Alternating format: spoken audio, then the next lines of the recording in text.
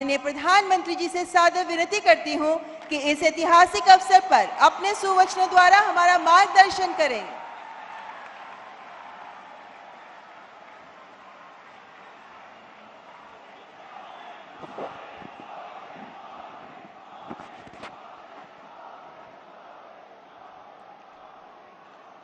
हर हर महादेव। वणक्कम काशी, वणक्कम तमिलनाडु। कार्यक्रम में उपस्थित उत्तर प्रदेश की गवर्नर आनंदीबेन पटेल, मुख्यमंत्री श्रीमान योगी आदित्यनाथ जी, केंद्रीय कैबिनेट में मेरे सहयोगी श्री धर्मेंद्र प्रधान जी, श्री एल मुरुगन जी, पूर्व केंद्रीय मंत्री पोन राधाकृष्णन जी, विश्व प्रसिद्ध संगीतकार और राज्यसभा के सदस्य इलैया राजा जी, बीएचयू के vice chancellor Sudhir Jain, IIT Madras के डायरेक्टर प्रोफेसर कामकोटी जी, अन्य सभी महानुभाव और तमिलनाडु से मेरी काशी में पधारे सभी मेरे सम्मानित अतिथिगण, देवी और सज्जनों, विश्व के सबसे प्राचीन जीवन शहर काशी की पावन धरती पर आप सभी को देखकर आज मन बहुत ही प्रसन्न हो गया, बहुत ही अच्छा लग रहा है। मैं आप सभी का महादेव की नगरी काशी में काशिल तमिल संगमम में हृदय से स्वागत करता हूं। இந்த நிகழ்ச்சியிலே கலந்து கொண்டு சிறப்பித்துக் கொண்டிருக்கும் உத்தரப்பிரதேச மாநில கவர்னர் திருமதி ஆனந்திபென் அவர்களே, உத்தரப்பிரதேச மாநில முதல்வர் யோகி ஆதித்யநாத் அவர்களே, மத்திய அமைச்சரவையில் என்னுடைய சகாக்கள் தர்மேந்திர பிரதான் அவர்களே, முருகன் அவர்களே, உலக புகழ்பெற்ற இசையமைப்பாளர் இசைஞானி இளையராஜா அவர்களே,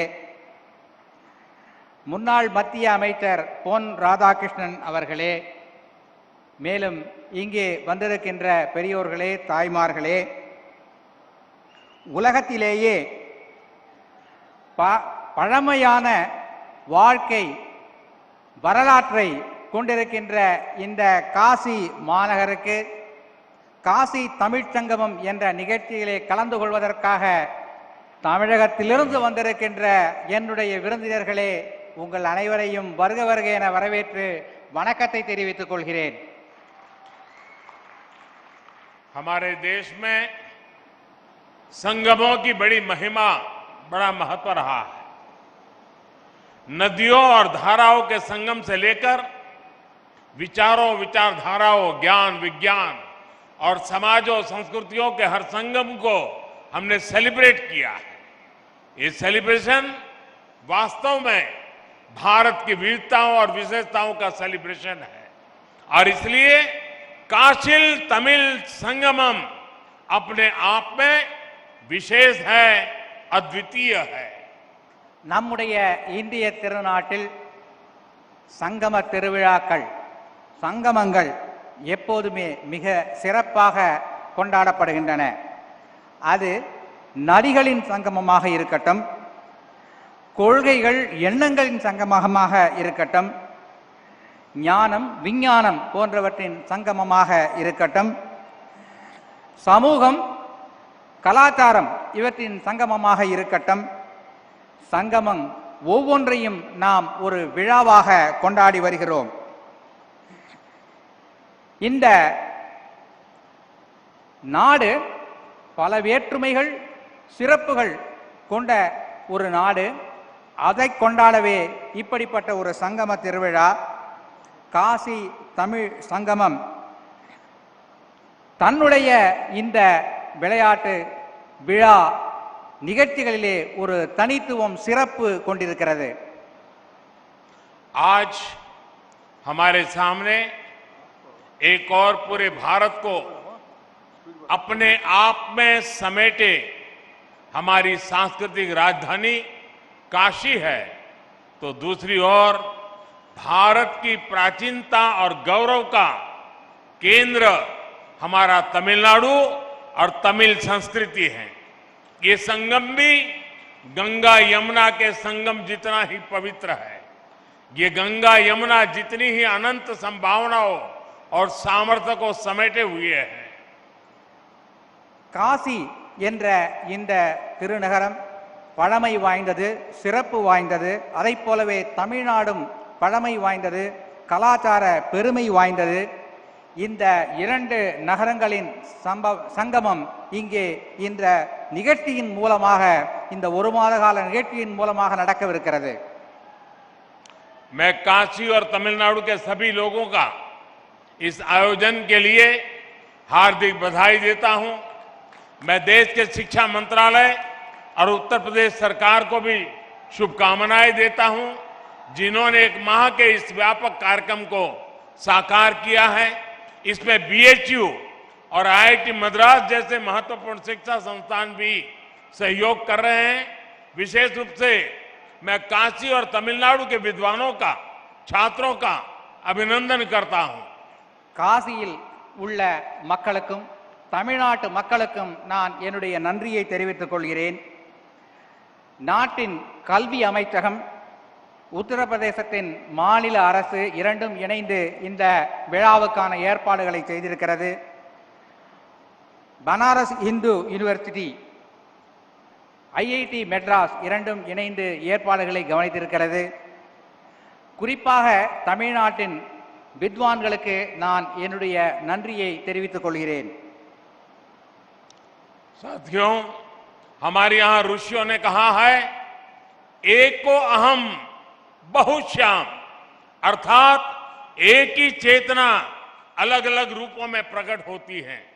काशी और तमिलनाडु के कॉन्टेक्स्ट में इस फिलॉसफी को हम साक्षात देख सकते हैं।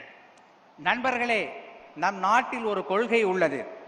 ஏகோ அகம் பகுஷ்யாம் என்பது அந்த கொள்கை. அதாவது ஒரே உண்மை, ஆனால் அது பல ரூபங்களில் வெளிப்படுகிறது என்பதாகும்.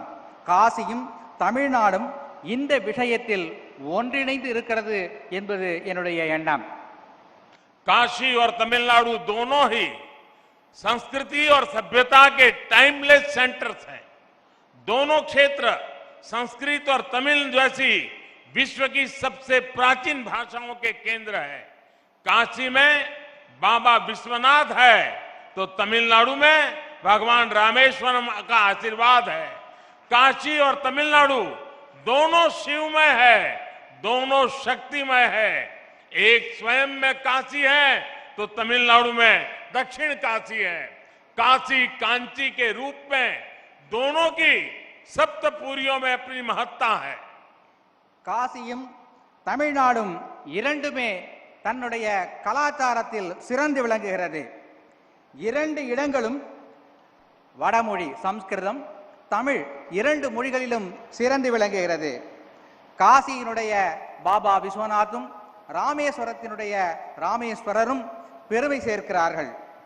காசி தமிழ்நாடு இரண்டும் சிவமயமானது, சக்திமயமானது.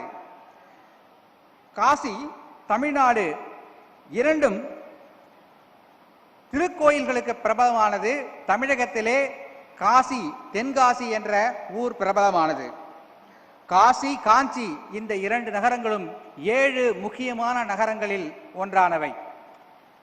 काशी और तमिलनाडु दोनों संगीत, साहित्य और कला के अद्भुत स्रोत भी हैं। काशी का तबला और तमिलनाडु का तन्नुमाई। काशी में बनारसी साड़ी मिलेगी, तो तमिलनाडु का कांजीवरम सिल्क पूरी दुनिया में फेमस है। காசி தமிழ்நாடு இரண்டுமே கலை, கலாச்சாரம், தங்களுடைய பண்பாடு ஆகியவற்றில் சிறந்து விளங்குகின்றன. காசியிலே தபேலா என்றால் தமிழகத்திலே தன்னுமை சிறந்து விளங்குகிறது. காசியிலே காசிப்பட்டு சிறந்தது என்றால் தமிழகத்திலே காஞ்சிப்பட்டு சிறந்து விளங்குகிறது. दोनों भारतीय अध्यात्म के सबसे महान आचार्यों की जन्मभूमि और कर्मभूमि है। काशी भक्त तुलसी की धरती, तो तमिलनाडु संत तिरुवल्लुवर की भक्ति भूमि। आप जीवन के हर क्षेत्र में, लाइफ के हर डायमेंशन में काशी और तमिलनाडु के अलग अलग रंगों में इस एक जैसी ऊर्जा के दर्शन कर सकते हैं। காஞ்சியும் தமிழ்நாடும் பல்வேறு தலைவர்கள் யுக புருஷர்களின் ஜென்மபூமி. காசியிலே துளசிதாசர் பிறந்தார் என்றால் தமிழகத்திலே திருவள்ளுவர் பிறந்து தமிழின் பெருமையை வளப்படுத்தி இருக்கிறார். உங்களுடைய வாழ்க்கையில் பல்வேறு வகையான தத்துவங்களை இந்த காசியும் தமிழ்நாடும் அளிக்க வல்லது என்பதை நான் சொல்ல விரும்புகிறேன். आज भी तमिल विवाह परंपरा में काशी यात्रा का जिक्र होता है, यानी तमिल युवाओं के जीवन की नई यात्रा से काशी यात्रा को जोड़ा जाता है। ये है तमिल दिलों में काशी के लिए अविनाशी प्रेम, जो न अतीत में कभी मिटा न भविष्य में कभी मिटेगा।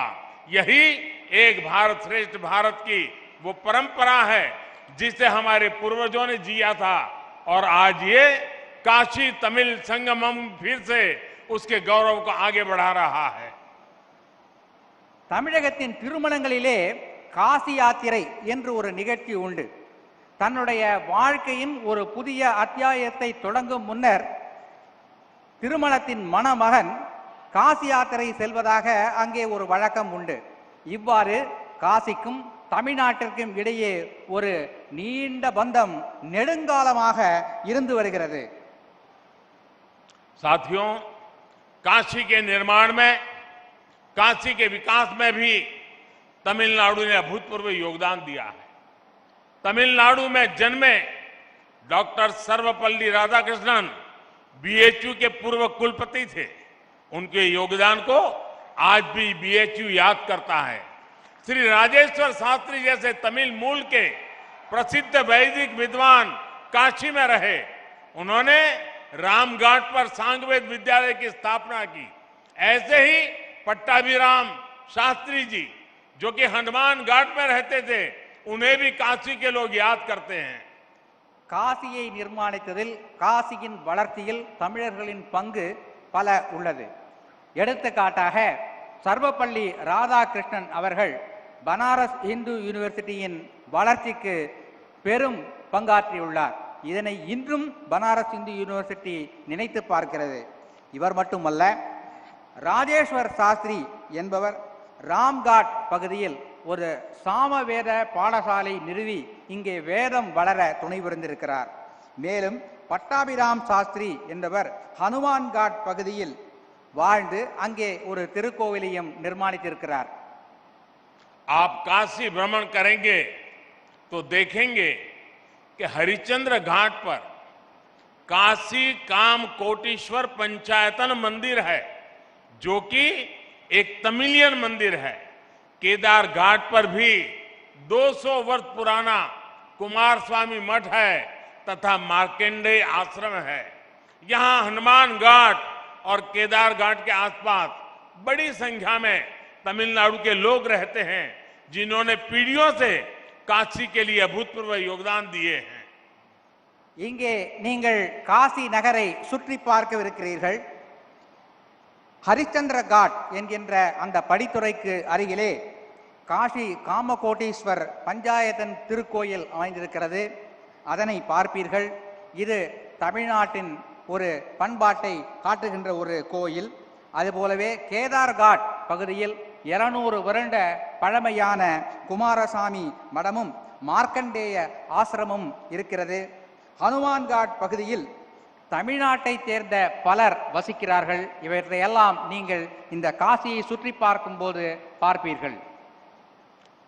तमिलनाडु की एक और महान विभूति, महान कवि श्री सुब्रमण्यम भारती जी, जो कि महान स्वतंत्रता सेनानी भी थे, वो भी कितने समय तक काशी में रहे।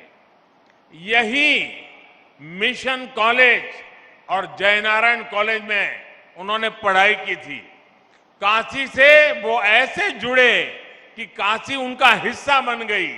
कहते हैं कि अपनी पॉपुलर मूछें भी उन्होंने यही रखी थी। ऐसे कितने ही व्यक्तित्वों ने, कितनी ही परंपराओं ने, कितनी ही आस्थाओं ने काशी और तमिलनाडु को राष्ट्रीय एकता के सूत्र से जोड़कर रखा है। अब बीएचयू ने सुब्रमण्यम भारती के नाम से चेयर की स्थापना करके अपना गौरव और बढ़ाया है। தமிழ்நாட்டை சேர்ந்த மற்றொரு மிகவும் முக்கியமான நபர் மகாகவி சுப்பிரமணிய பாரதியார் இங்கே காசியிலே வாழ்ந்திருக்கிறார். பல ஆண்டு காலம் வாழ்ந்திருக்கிறார். அவர் இங்கே மிஷன் கல்லூரியிலும் ஜெயநாராயண் கல்லூரியிலும் படித்திருக்கிறார். காசியிலேதான் அவர் தன்னுடைய முறுக்கு மீசையை வைக்க ஆரம்பித்தார் என்று சொல்லுகிறார்கள். நம்முடைய பனாரஸ் இந்து யூனிவர்சிட்டி பாரதியார் இருக்கை என்ற ஒரு இருக்கையை ஏற்படுத்தி பாரதியாரையும் தமிழையும் சிறப்பிக்கவிருக்கிறது. साथियों, काशी तमिल संगमम का ये आयोजन तब हो रहा है जब भारत ने अपनी आजादी के अमृत काल में प्रवेश किया है। अमृत काल में हमारे संकल्प पूरे देश की एकता और एकजुट प्रयासों से पूरे होंगे। भारत वो राष्ट्र है जिसने हजारों वर्षों से संबो मनासी जानताम के मंत्र से एक दूसरे के मनों को जानते हुए, सम्मान करते हुए स्वाभाविक सांस्कृतिक एकता को जिया है।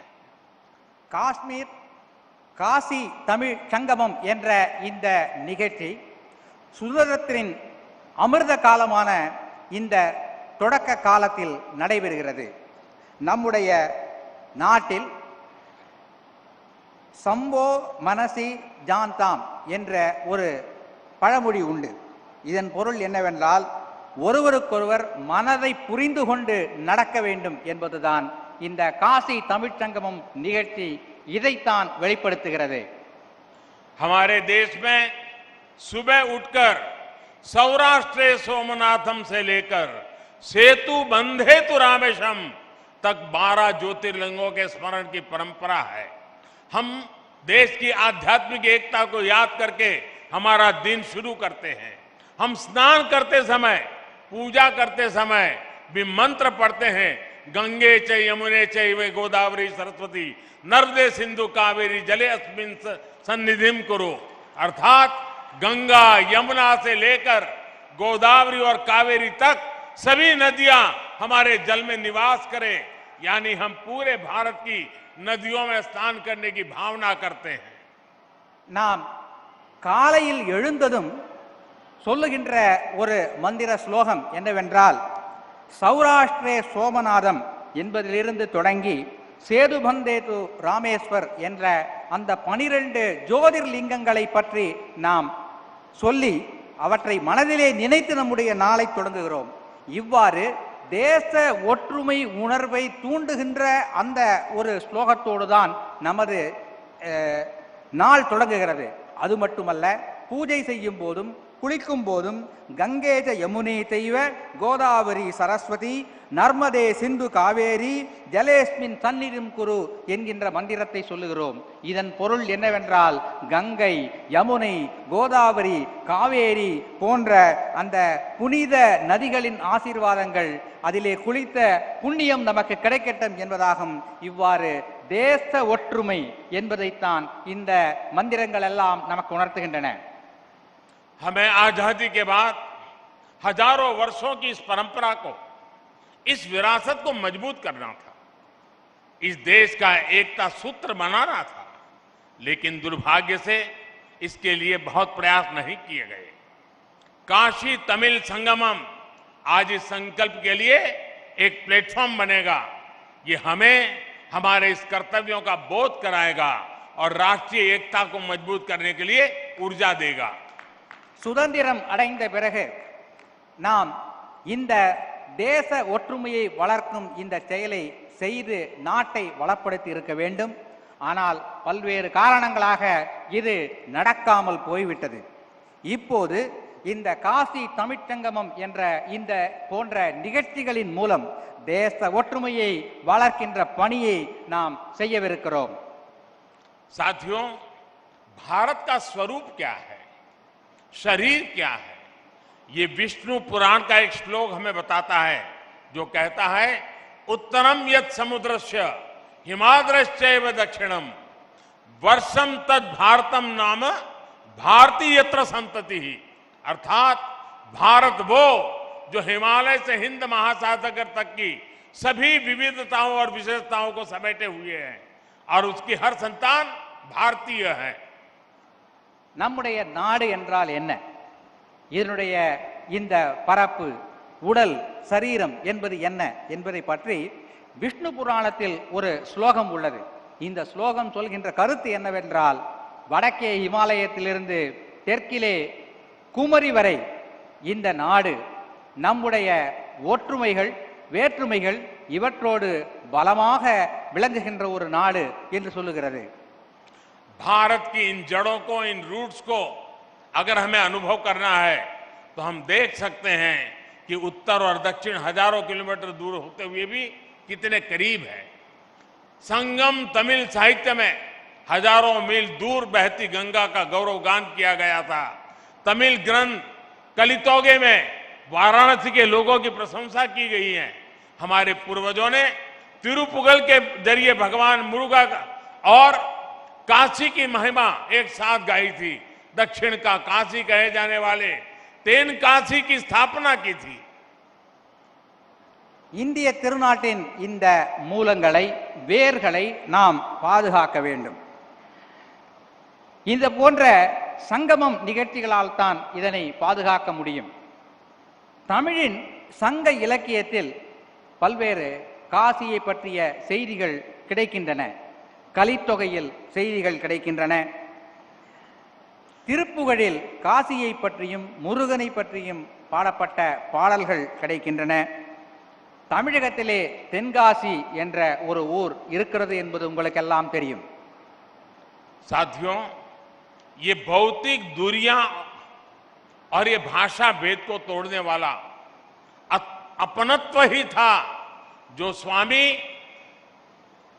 कुमार गुरु पर तमिलनाडु से काशी आए और इसे अपनी कर्मभूमि बनाया था। धर्मापुरम आधीनम के स्वामी कुमार गुरु पर ने यहाँ केदार घाट पर केदारेश्वर मंदिर का निर्माण कराया था। बाद में उनके शिष्यों ने तंजावुर जिले में कावेरी नदी के किनारे काशी विश्वनाथ मंदिर की स्थापना की थी। பரப்பளவின் அடிப்படையிலான இந்த தூரம் எப்படி குறுகிவிட்டது என்பதை இங்கே பார்க்கிறீர்கள் அல்லவா? இத்தகைய ஒரு எண்ணத்தை குமரகுருபர சுவாமிகள் காட்டியுள்ளார்.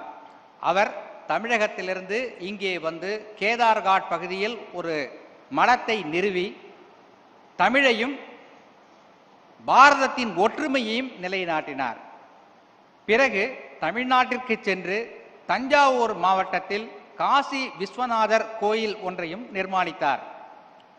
मनोन्मणियम सुंदर नारजी ने तमिलनाडु के राज्य गीत तमिल ताई वार्तु को लिखा है।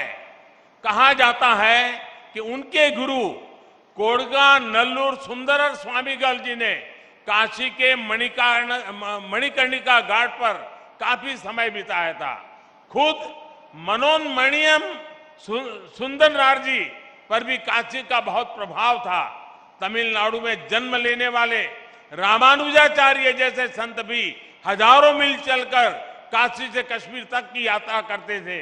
आज भी उनके ज्ञान को प्रमाण माना जाता है। மனோன்மணியம் சுந்தரனார் அவருடைய குருநாதர். மனோன்மணியம் சுந்தரனார் தமிழ்த்தாய் வாழ்த்தினை எழுதியவர். அவருடைய குருநாதர் கோடகநல்லூர் சுந்தர சுவாமிகள் என்று அழைக்கப்படுபவர். இங்கே மணிகர்ணிகா காட் என்கின்ற அந்த படித்துறை அருகிலே வந்து சில காலம் வாழ்ந்து அங்கே ஒரு திருக்கோவிலையும் அமைத்திருக்கிறார். श्री राजगोपालाचारी जी की लिखी रामायण और महाभारत से दक्षिण से उत्तर तक पूरा देश आज भी इंस्पिरेशन लेता है। मुझे याद है मेरे एक टीचर ने मुझे कहा था कि तुमने रामायण और महाभारत तो पढ़ ली होगी, लेकिन अगर इसे गहराई से समझना है तो जब भी तुम्हें मौका मिले तुम राजा जी ने जो रामायण और महाभारत लिखेंगे वो पढ़ोगे तो तुम्हें कुछ समझ आएगा। मेरा अनुभव है रामानुजाचार्य और शंकराचार्य से लेकर राजा जी और सर्वपल्ली राधाकृष्णन जी तक दक्षिण के विद्वानों ने भारतीय दर्शन को समझे बिना हम भारत को नहीं जान सकते। ये महापुरुष है, उनको हमें समझना होगा। தமிழகத்தின் சக்கரவர்த்தி ராஜகோபாலாச்சாரியார் அவர்கள் ராமாயணத்தையும் மகாபாரதத்தையும் எழுதியிருக்கிறார். என்னுடைய ஆசிரியர் எங்களிடத்திலே சொன்னார், நீ ராமாயணத்தையும் மகாபாரதத்தையும் படித்திருக்கலாம், ஆனால் சக்கரவர்த்தி ராஜகோபாலாச்சாரியார் எழுதிய இந்த இரு காவியங்களையும் நீ படிக்கவில்லை என்றால் அது முழுமை பெறாது என்று அவர் சொன்னார். என்னுடைய அனுபவத்தில் ராமானுஜாச்சாரியார், சங்கராச்சாரியார் ஆகியோர் தென்னகத்திலிருந்து வட இந்தியா வந்து காசி காஷ்மீர் முதல் சென்று இங்கே ஒரு ஒற்றுமை உணர்வை ஏற்படுத்தி இருக்கிறார்கள். அந்த ஒற்றுமை உணர்வை நாம் பாதுகாத்து வளர்த்திட வேண்டும். साथियों, आज भारत ने अपनी विरासत पर गर्व का पंच प्राण सामने रखा है।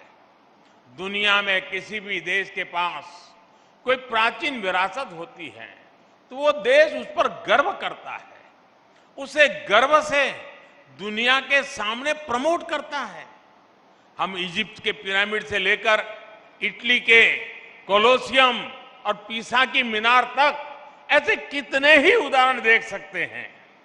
பாரதத்தின் பழம் பெருமையை, பழைய கால வளர்ச்சியை நாம் இன்று பார்க்கிறோம். உலகத்தில் உள்ள பல நாடுகள் தங்களிடம் உள்ள பழமையான சில செய்திகளை உலகிற்கு வெளிச்சம் போட்டு காட்டுகின்றன. எடுத்துக்காட்டாக எகிப்தில் உள்ள பிரமிடுகள், இத்தாலியில் உள்ள கொலோசியம் போன்றவை. இவற்றையெல்லாம் உலகிற்கு எடுத்து அவர்கள் சொல்லுகிறார்கள். हमारे पास भी दुनिया की सबसे प्राचीन भाषा तमिल है। आज तक ये भाषा उतनी ही पॉपुलर है, उतनी ही लाइव है। दुनिया में लोगों को पता चलता है कि विश्व की ओल्डेस्ट लैंग्वेज भारत में है तो उन्हें आश्चर्य होता है, लेकिन हम उसके गौरव गान में पीछे रहते हैं। இந்தியாவிலும் நம்முடைய திருநாட்டிலும் பழமையான ஒரு விஷயம் உள்ளது. அது என்னவென்றால் தமிழ் மொழி. இந்த தமிழ் மொழியின் பழம் பெருமையை நாம் உலகிற்கு எடுத்து சொல்ல வேண்டும். இந்தியாவிலே இப்படிப்பட்ட ஒரு பழமையான மொழி இருக்கிறது என்பதை கேட்டு உலக மக்கள் மிகவும் ஆச்சரியமடைகிறார்கள். அந்த மொழியை நாம் கௌரவம் தந்து வளர்க்க வேண்டும், பாராட்ட வேண்டும். ये हम 130 करोड़ देशवासियों की जिम्मेदारी है कि हमें तमिल की इस विरासत को बचाना भी है, उसे समृद्ध भी करना है। अगर हम तमिल को भुलाएंगे तो भी देश का नुकसान होगा और तमिल को बंधनों में बांध कर रखेंगे तो भी इसका नुकसान है। हमें याद रखना है, हम भाषा भेद को दूर करें, भावनात्मक एकता कायम करें। இந்திய திருநாட்டின் 130 கோடி மக்களின் கடமை தமிழ் மொழியை காக்க வேண்டும். நாம் தமிழ் மொழியை காக்க தவறினால் நம் நாட்டிற்கு நஷ்டம் ஏற்படும். அவ்வாறு தமிழ் மொழியை காக்க தவறினால் தமிழ் மொழிக்கும் நஷ்டம் ஏற்படும்.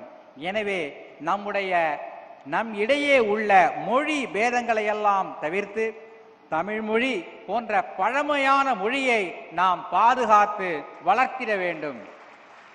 साथियों, काशिल तमिल संगमम मैं मानता हूं ये शब्दों से ज्यादा अनुभव का विषय है।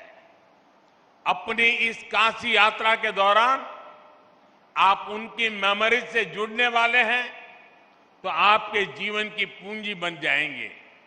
मेरे काशीवासी आपके सत्कार में कोई कमी नहीं छोड़ेंगे।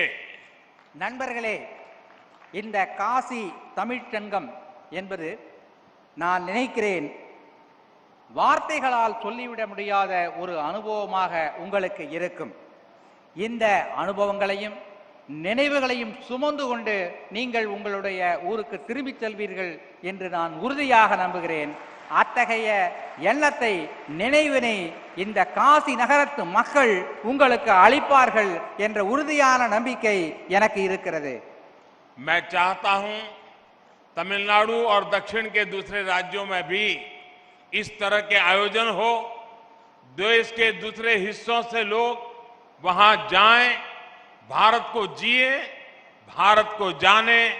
मेरी कामना है काशी तमिल संगमम, इससे जो अमृत निकले उसे युवा के लिए रिसर्च और अनुसंधान के जरिए आगे बढ़ाएं। ये बीज आगे राष्ट्रीय एकता का वटवृक्ष बने। राष्ट्र हित ही हमारा हित है।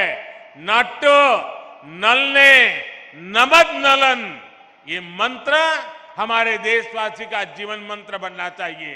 इसी भावना के साथ आप सभी को एक बार फिर ढेरों शुभकामनाएं। இந்த காசி தமிழ் சங்கமம் நிகழ்ச்சி போல பல மாநிலங்களிலிருந்தும் மக்கள் இங்கே வர வேண்டும். இங்கிருந்தும் தமிழ்நாட்டிற்கு பிற மாநிலங்களுக்கு மக்கள் செல்ல வேண்டும். ஒற்றுமை உணர்வு வளர வேண்டும்.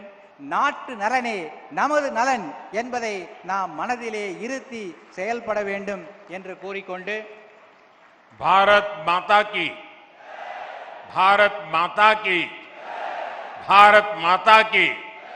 धन्यवाद। वणक्कम।